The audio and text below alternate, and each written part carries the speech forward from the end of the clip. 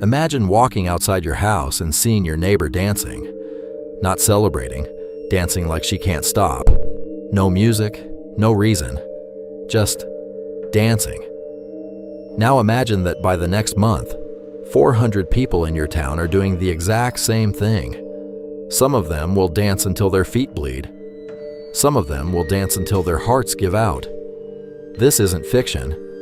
This happened in the summer of 1518 in a city called Strasbourg.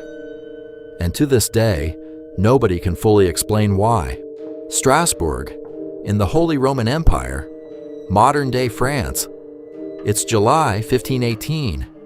The city has just come out of a brutal stretch of famine, disease, and crop failure.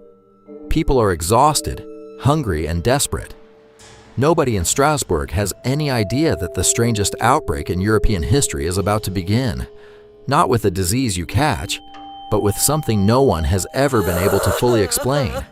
On July 14th, a woman named Frau Troffea steps out into the street and starts to dance. Not for joy, not at a festival. She just starts moving and she can't stop. Her neighbors watch, confused, then concerned. Hours pass. She keeps dancing. A full day passes. She's still dancing. Her feet are swelling, bleeding through her shoes, and still, she won't stop. Within a week, 34 other people have joined her, dancing uncontrollably in the same trance-like state, unable to explain why. By August, the numbers explode. 400 people are now dancing in the streets of Strasbourg. Men, women, even children. They dance through the day. They dance through the night. Witnesses describe them as looking almost possessed, eyes glazed, faces twisted in exhaustion, but their bodies refusing to stop moving. Some collapse from heart attacks. Some die from strokes brought on by sheer physical exhaustion.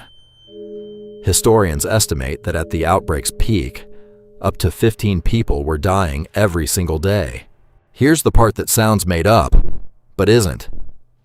The city's doctors and officials decided the dancing wasn't caused by evil spirits or disease. They believed it was hot blood, and that the only cure was more dancing. So the city built stages. They hired actual musicians. They brought in professional dancers to help the afflicted dance it out. It made everything worse. The music and the crowds only pulled in more people, and more people began dancing uncontrollably in the streets. Eventually, city officials realized the music wasn't helping. It was fueling the outbreak. So they banned it. Dance halls were shut down, and the local church stepped in with its own explanation. This wasn't a disease. This was a curse, sent by Saint Vitus, a punishment from God. The afflicted were dragged to a shrine in the mountains, forced through religious rituals, made to wear red shoes and walk around wooden crosses. Anything to break what the church believed was a spiritual affliction.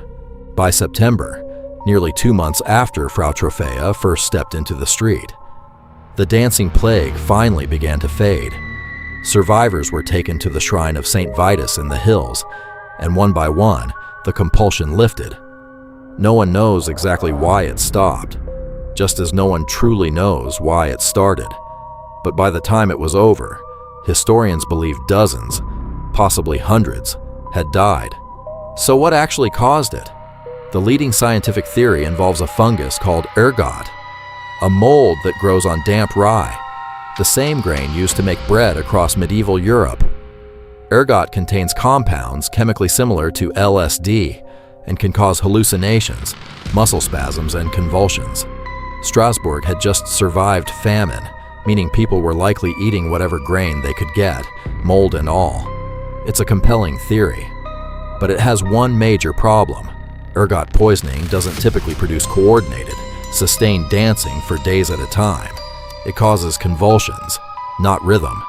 The theory most historians actually favor is stranger, in a different way. Mass psychogenic illness, a real, documented phenomenon where extreme collective stress causes a group of people to involuntarily express psychological trauma through physical symptoms. And Strasbourg in 1518 had every ingredient for it: famine, disease outbreaks, crushing poverty, and a deep cultural fear of the dancing curse of St. Vitus, which had already been part of local folklore for generations.